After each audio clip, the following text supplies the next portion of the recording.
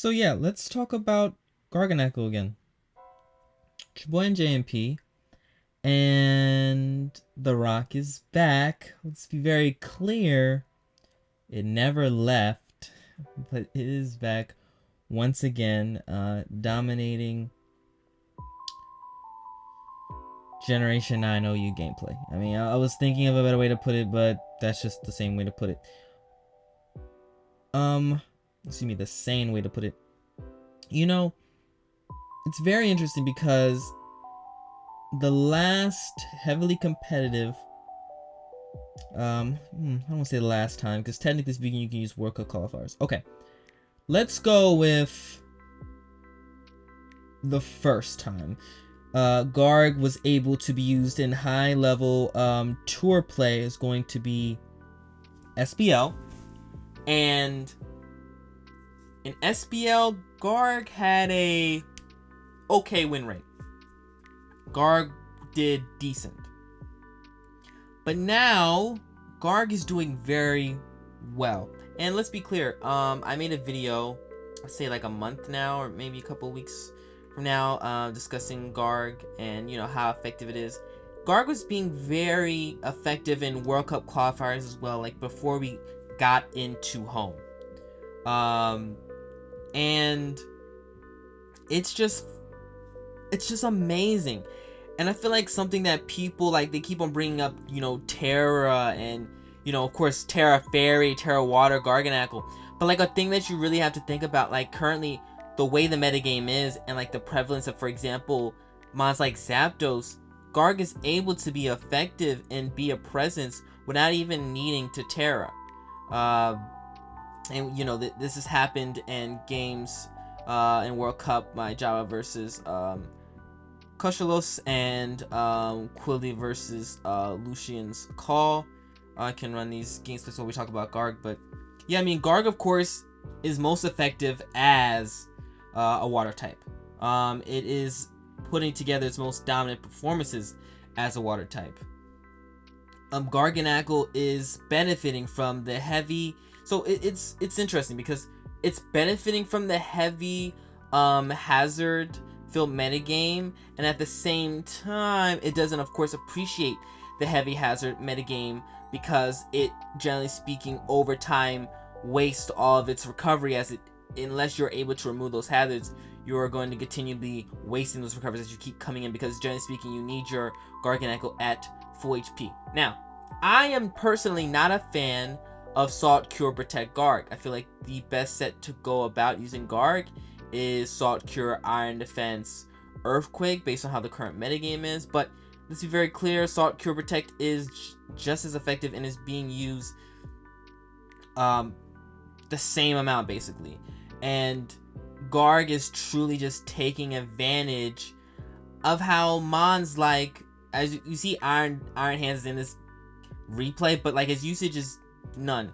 Masquerada, none. Rillaboom, because it lost Grassy Glide, none. Like, all the popular electric types, not named Zapdos, and grass types are basically have little to no usage. And so, of course, it is going to be able to benefit from this, and it's going to be continuously pressuring teams with Solid Cure over and over again. And there's really there's little things that you can do. You really can't do anything when it comes to that. And so, of course, it is being such a dominant presence in the metagame currently because of that. And so, yeah, I mean, you certainly have to respect it as a mon currently, and there's little that you can do to stop it. But let's talk about the counterplay to Garg. And as I mentioned earlier, setting up hazards, wearing it down consistently with, of course, strong and powerful attacks from your Pokemon, or being able to take advantage of the fact that, generally speaking, in most gameplay, you've already burned your opponent's Terra. So you have to keep that in mind, right? So Garg is, generally speaking, going to be using that Terra Water or that Terra Fairy. So you can use your powerful, you know, for example, if it's a Terra Water, use a powerful specs like Terra Draco to really pressure the Garg, or just pressure your opponent's overall team, and you don't have to worry about you know, especially if it's a team that lacks a fairy type, you don't have to worry about a potential Terra Fairy Guard to slow down your powerful attacks and things such as that. Or, you know, you can use knockoff Great Tusk, knockoff Hoopa, knockoff Sam H to attempt to remove the Garg's leftovers. But hey, the same can apply. Like, right? A lot of people have enjoyed to bring up in the past that Covert Cloak is the Gargancl, right? Being able to prevent Salt Cure from willing down Pokemon. You saw it on Pokemon like Golden Go, Among Us. What was another Pokemon that was popular using it? Golden Go, Among Us.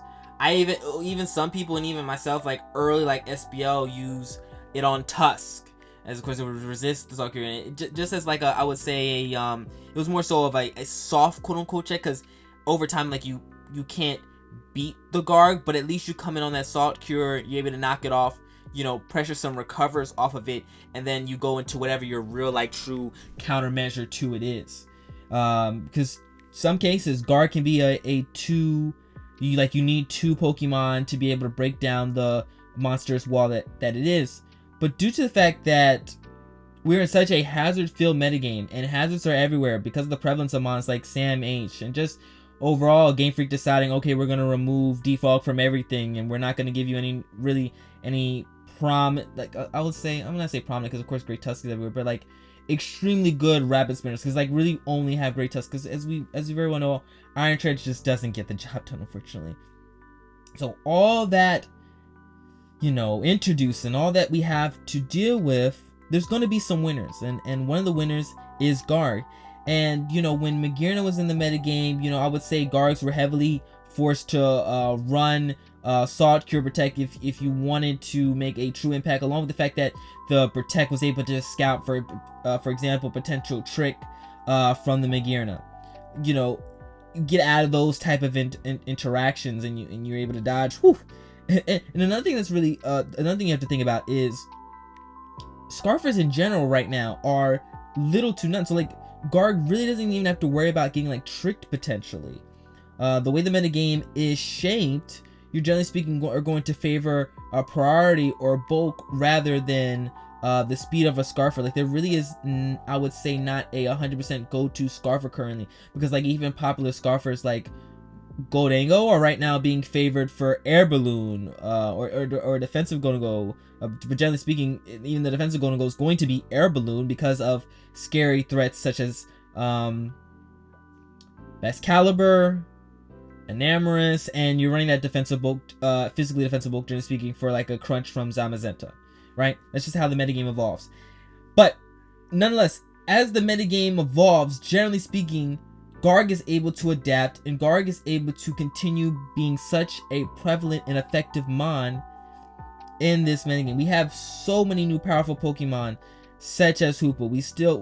Zamazenta, Cresselia is an amazing Calm Mind mon that breaks down teams. We have Kingambit literally running the tier along with Great Tusk. And even with all that, Garganacl proves itself to be effective. I mean, the way this mon is able to just have certain games just completely revolve around its presence is truly amazing, but not surprising if you've been playing Generation 9 OU consistently, and you just see how it keeps getting better and better and keeps evolving. And who knows, right? Like, who knows? If, let's say, for example, Zamazenta gets banned as it currently is being suspected as we speak, maybe Golden Goes are able to start running Covert Cloak again. But I guess the big issue with that is, and the issue that a lot of people have always had, is that the fact that we're running an item that generally speaking has little to no usage for this one thing, right? Like, we're running it for this one thing. Is that truly what we've become? Is this truly what we are? But hey, you know, the game is the game. It's the game we play, and you know, it is what it is. Shoot, you see this interaction right now? This is exactly why I like Grass Knot on my Hoopas. That's exactly why. Anyway, it's your boy NJ. I don't feel like there's really anything else that I need to say that hasn't been said already. I'm not advocating for a Garganacl suspect. Like, don't get this video wrong. If any, I'm just discussing what's pretty obvious and what we're witnessing and just how simply good this Pokemon is. But no, I'm not saying that Garg is broken or it's too much for the tier and oh no, what will we do? But it's really good, and we should not ignore it and act like it's not the presence and excuse me, not the presence. It is not as good as it's been in the past, like and not act like it hasn't gotten better. This mon is phenomenal. This mon is great. This mon is unamorous. Like it's Garg is doing its job. Garg is doing its thing. And you know, what can you really do? What can you really do? What can you do? Even if you run like, I'm gonna wrap this up soon because I don't want to continue rambling. But even if you run like, for example, like Corvoclocamungus, like you have to deal with, again, as I said, the hazard stack moment, like the metagame just being revolved around hazard stack.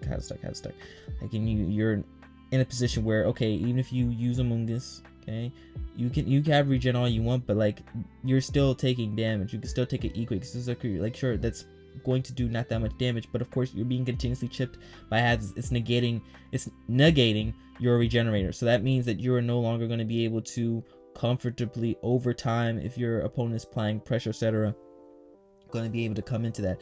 And then there also is the fact that, generally speaking, Amoonguss is usually an absorber to knock off from mons like Great Tusk.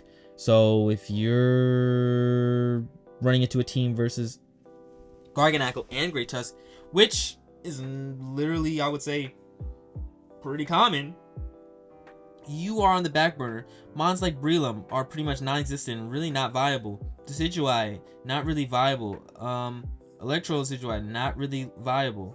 Masquerada is viable, but little to no usage by how the metagame is. Rillaboom is viable, but little to no usage. Mostly you're only going to see it on literally a team that's built around it just setting up grassy terrain and then everything else putting in work. Not really it itself, but it is cool at knocking things off and giving momentum at times.